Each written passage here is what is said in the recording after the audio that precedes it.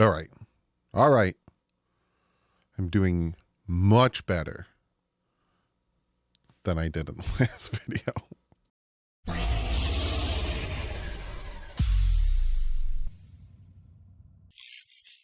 What is up, Finn fans?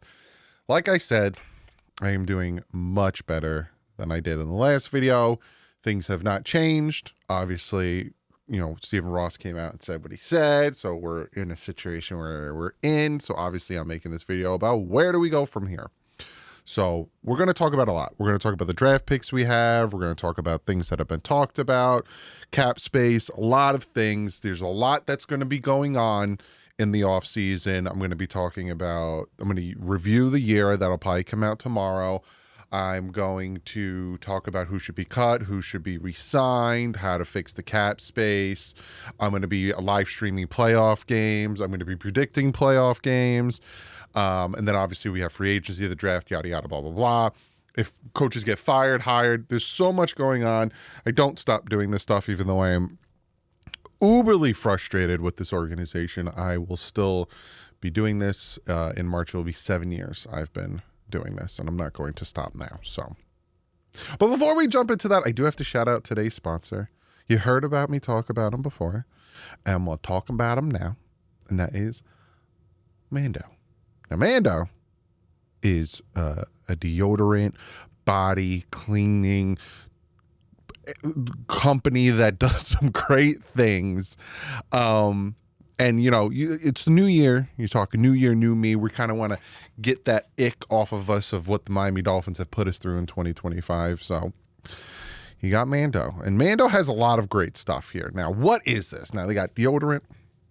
They got whole body deodorant, sports creams. They got acidified body wash. They got a spray.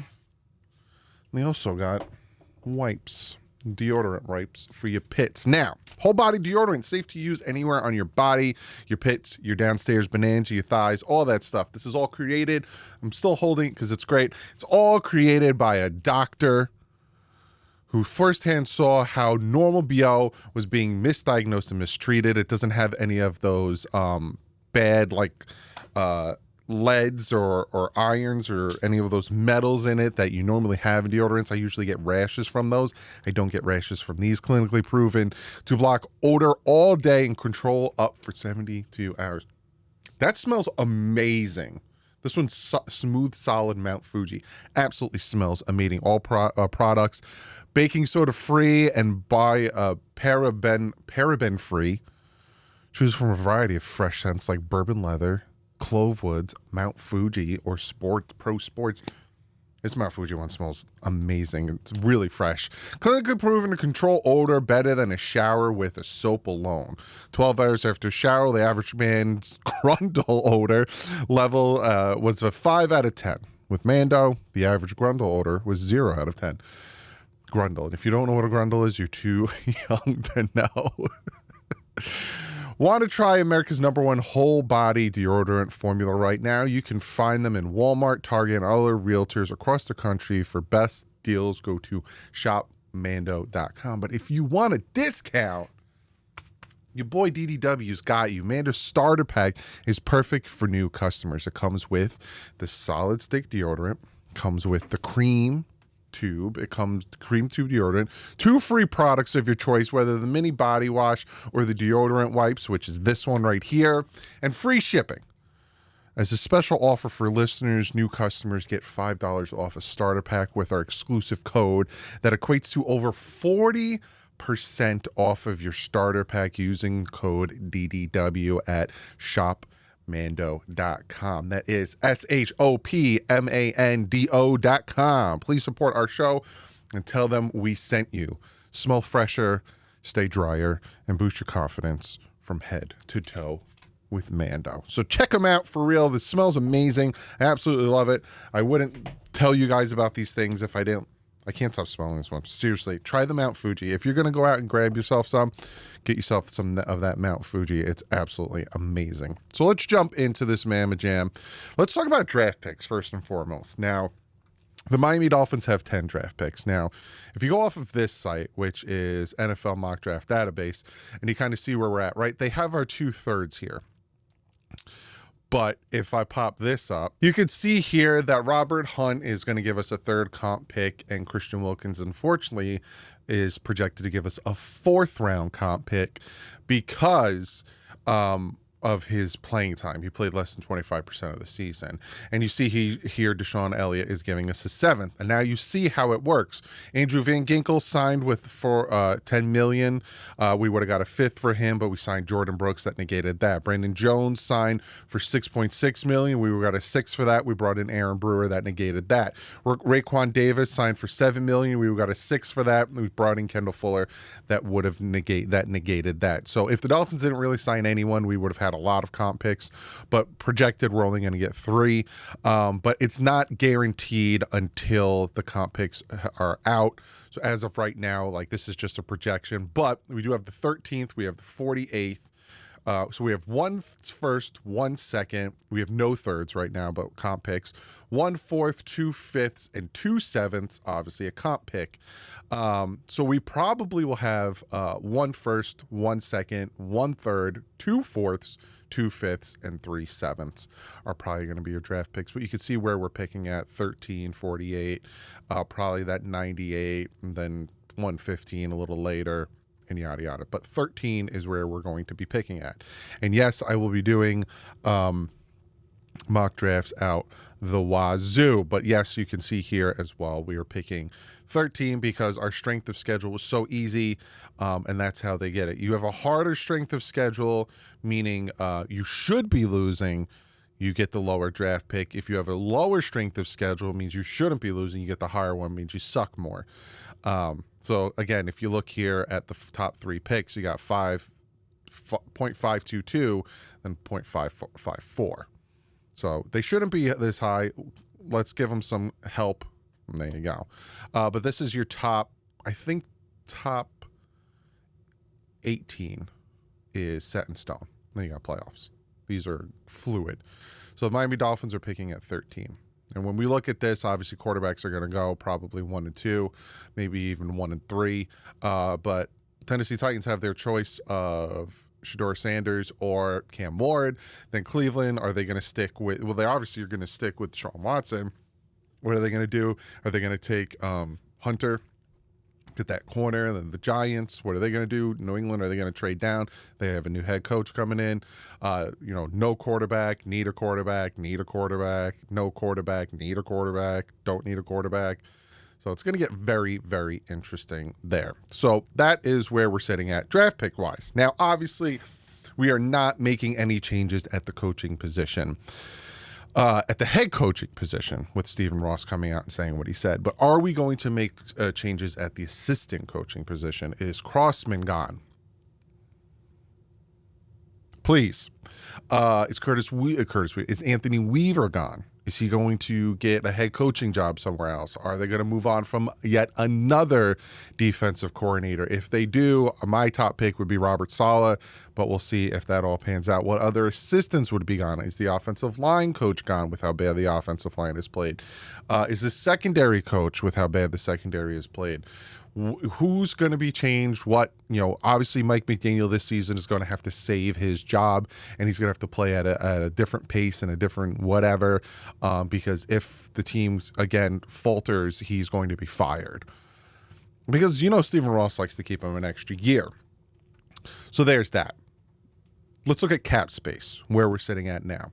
So this is 2025's cap space. The Miami Dolphins are sitting here at $10.5 million in cap space in 2025, which is the 27th rank. The Bills, Falcons, Seahawks,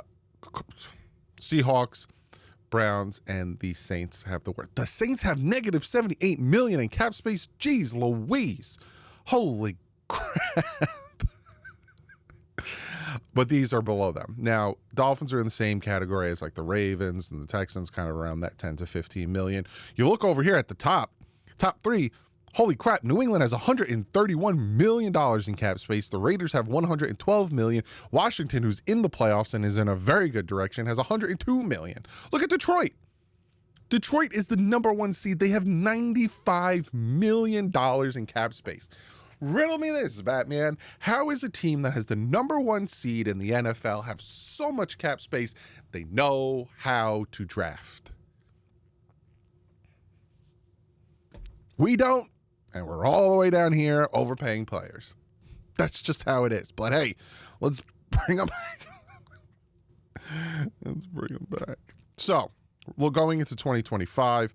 Let's talk about Tyreek Hill, because Tyreek Hill has come out and said that he wants to move on in a roundabout way, right? Drew Rosenhaus came out and said, I'm going to talk to him. I don't know what's happening, but I'm going to talk to him. The Dolphins can't move on from him. If they trade him, it's like they save $400,000. And if they trade him post June 1st, they save $15 million. So the only way they can save any money is if they trade him after June 1st. After the draft, they trade him. If they try to do it beforehand, they save like nothing, $401,000. Now, there obviously could be some stipulations and stuff where they could say, okay, instead of giving us a high draft pick because it's Tyreek Hill, he's still dynamic, he's still this, he's still that, give us a third, but take on his dead cap. Take on like 14 million of his dead cap, and we'll make this trade. So then all of a sudden the savings would be 14 million in cap space. So there is a way that you could trade Tyreek Hill. Obviously you would take a lesser of a draft pick to hopefully have them take on some of his money to give us cap relief. That's kind of how it works. You kind of pay for draft picks. But will they do it? I don't know. Again, Drew Rosenhaus said, I'm going to have to talk to him because, again, if they waited until after 2026, look at all that money. They can cut him and save $36 million. So, again, if they keep him and he's like, oh, I was just in the heat of the moment, yada, yada, and they run it back for 2025 and we suck again, 2026's cap space would look a little bit different because, again, you can move on from him and save a ton of money. So there's that. Then you have Tua Tagovailoa's contract. Now they have to make a decision come March of this year. Like they have to make some type of a decision before, I think March something of this year, before the start of the league year, what they want to do with Tua, because again, you see how it is. They could trade him or release him and save about $11 million as of right now. Tua Tagovailoa in 2026. They could save $11 million or 43 if they do a post June 1st in 2026. Here, you ain't doing nothing. He's on the team. Unless you trade him after June 1st, you could save 26, but look at the dead cap in 2026 right here. You ain't doing anything beforehand because that's a big dead cap. So they have to make a decision on what they want to do with him. They're going to ride with him, yada, yada. There's a clause in his contract, and if they decide whatever, we're going to move on from him, they can do a post June 1st cut next year and save $43 million in cap space. Now you got the dead cap that you have to deal with in 2026 and 27, or they can cut him outright and save $11 million. But this is something they have to decide on when it comes to Tua Tagovailoa. Now, talking about money and talking about the cap space, being that Chris Grier wants to run it back with the team and run it back with the head coach and the GM, he's probably going to have to bust out that wallet and that checkbook and start to sign some of these players and convert some of their money into signing bonuses, essentially giving them money to clear cap space, because we're going to need more than 10 million to do anything. Also, the cap space is going to go up because it went up 30 million last year, and it probably is going to go up more with the Netflix Christmas games and all that other stuff. So whatever. Because there are players like Jalen Ramsey's got a $16 million, but you got like Teron Armstead. I don't know the ramifications of him retiring, right? Because it's only like a $3 million cap saving and a $14 million post June 1st. I don't know what the ramifications of his retirement. Like, is his retirement, will it be a $14 million cap savings, which would again help us with our cap space? When it comes to Bradley Chubb, again, I'm going to make a whole video about this. 2025. Well, this is, 2025. They can move on from him, but it's not a big savings. Post June 1st, they can move on from him. It's a $20 million savings. So there's a lot that needs to be addressed and discussed when it comes to the cap space. And I know a lot of people are like, oh, we're so cap space, tight, and we can't do this and we can't do that and blah, blah, blah. Don't worry about it. Chris Greer is going to have to deal with it because obviously he is going to come back and his job is on the line. His job is on the line. Mike McDaniel's job is on the line, all that stuff. And that's where I come into the other thing I want to talk about when it comes to where do we go from here. They're coming back. Should they come back? No, obviously they should not come back, but they are coming back, and they need to coach and GM like their lives depend on it, because if not, they will be fired. Because if you suck that bad, we will have a high draft pick. Again, we'll be able to move on from Tua. We'll be able to move on from all these guys. You'll have good draft picks. You'll have your own draft picks unless they trade for them. And a new head coach and GM would all of a sudden the Dolphins become more enticing. Maybe that's why Steve Ross brought him back. He's like, I'll give him one more year. If they can't do it, I'm going to sell the team and I'm out of here. And then blah, blah, blah, blah, blah. But are these guys going to take a different approach? Is McDaniel finally going to give up play calling? Maybe Darrell Bevell gets promoted to offense coordinator. He gives him play calling duties and yada, yada. Are they going to take a different approach finally to the way they sign free agents and draft? Are they going to take a different approach in the aspect of building a fortified wall in front of Tua and not going after injury prone players? Again, not knocking them, but the likes of Isaiah Wynn, the likes of, Teron Armstead, these guys who have injury histories, they come here and we're all surprised that they're constantly injured. Are they going to go in a different aspect and take a different approach? This is what it all depends on. This is like the only way that they could have kept their jobs if they went to Stephen Ross and was like, trust me. Trust me, 2025 is gonna be different. We're gonna do it different. We've learned from our mistakes. We know what we need to fix. We are right there, sir. You just got to give us one more year. Because again, the cap space isn't a scary thing. I know a lot of people say, we only got $10 million in cap space. It's not that scary.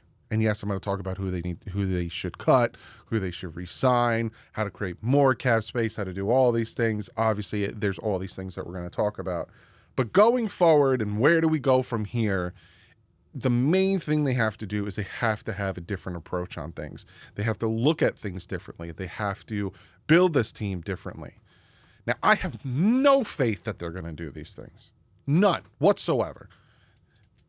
Chris Greer has not done it for the past 6 years. All of a sudden, he's not going to wake up and do it again. This isn't an Ebenezer Scrooge type of situation where he had 3 different ghosts come to him and scare the crap out of him, and all of a sudden he's going to change his ways. I don't think so. I think he'll take a corner within the first round. I think he'll make a reach for an offensive lineman in the second round. I think in the third round, he's going to take a wide receiver. I just don't see any of these things happening.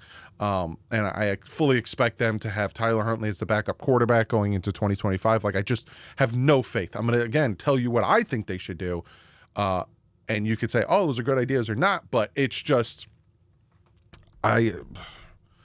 that's how you would change things. That's how we would become better in 2025, is if they finally woke up, had a coming to Jesus moment, and changed their approach.